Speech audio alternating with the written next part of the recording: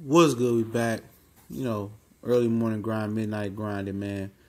Back with another boxing video talking about Canelo Alvarez, where Oscar De La Hoya said he could fight Jamal Charlo, he could fight Danny Jacobs, he could fight Billy Joe Saunders.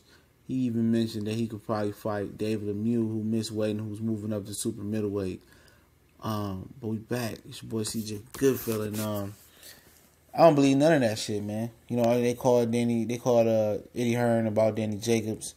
And if you go back to see, go back and just look at the facts about this whole situation with Canelo and the negotiation with Triple G, which that's how we get there. How we got here is the simple fact that him and Triple G couldn't really come to an agreement on the split.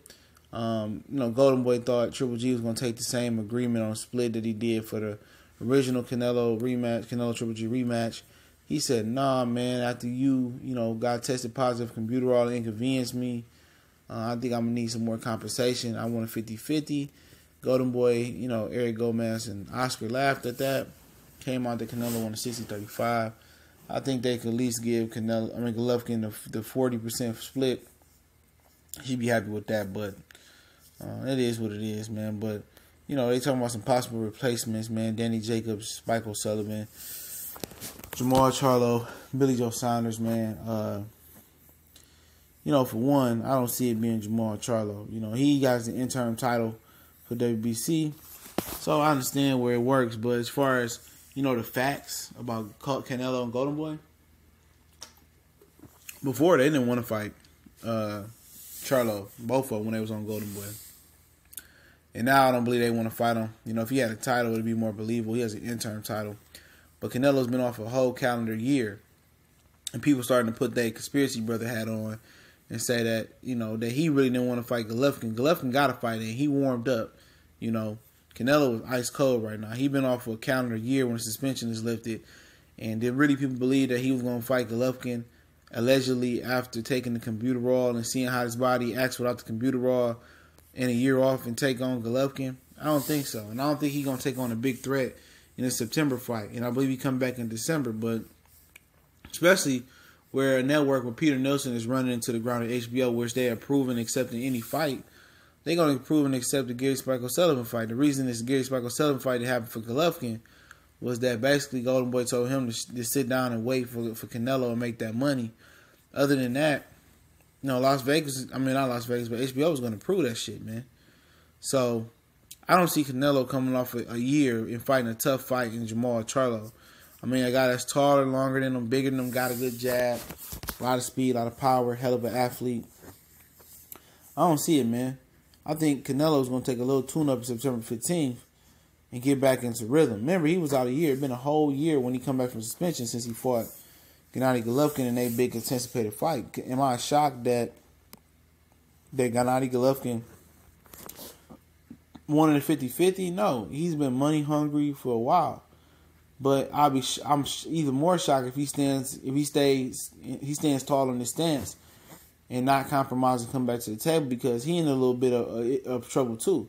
He got to fight either his mandatory and Sergey Shevchenko, or he got to fight Jamal Charlo. Both are tough fights for not a big longest money that he gonna make with Canelo and Golden Boy. So just part of my heart feel like in my head feel like that Gennady Golovkin will get his mind right and come back with a formidable compromise as far as the purse with Canelo. And I think they're gonna make that fight with Canelo. But honestly, I don't think Canelo wants to fight. Obviously, I think he deserves a tune-up in his mind, being out of the year and getting it in versus Gary Spike O'Sullivan, because Gary Spike O'Sullivan been penciled on this date from the beginning.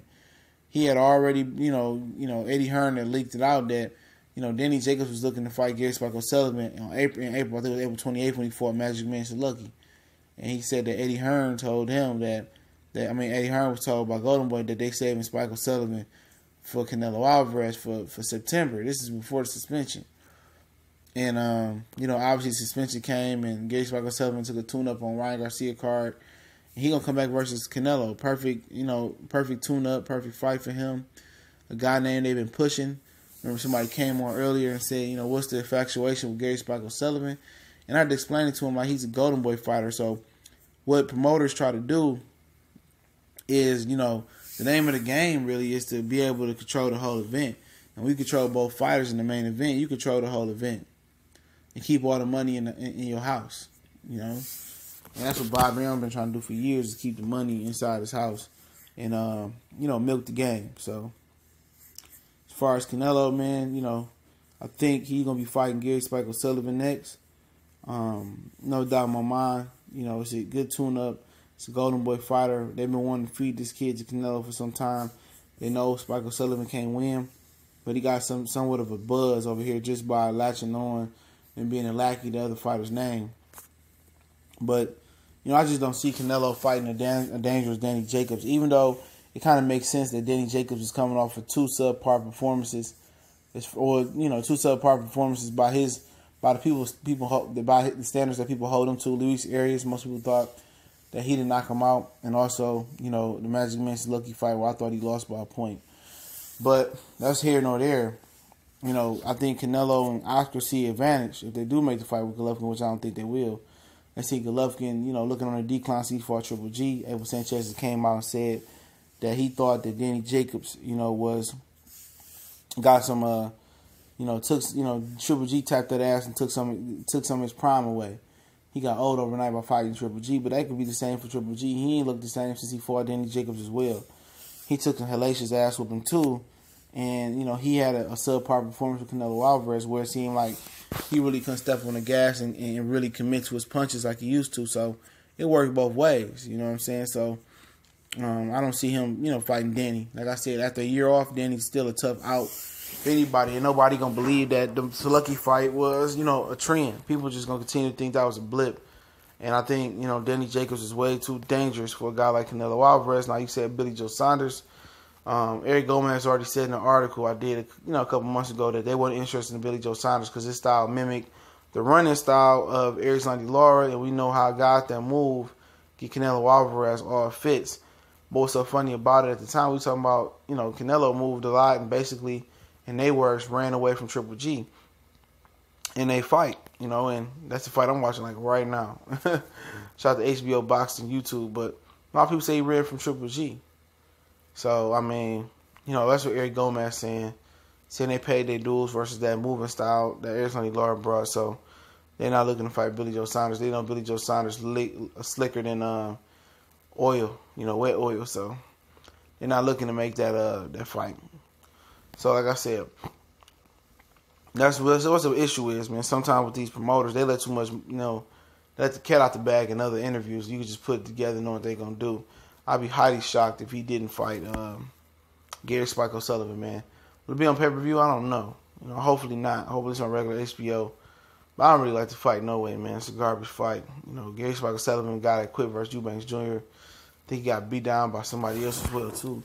I can't remember who it was. I think it might be Billy Joe Saunders beat him down, and it is what it is. He keep getting opportunities because he with Golden Boy, and that's why he signed a promotional pact with them so he can fight Canelo, and he can act like he gonna upset the world. But we know the real truth is he's not gonna upset the world. But for him, he got a nice opportunity to make a payday, and hopefully, he can live on and make some more money in the sport of boxing. But like I said, I don't see Canelo Alvarez taking on a very, very stern and tough foe at this point.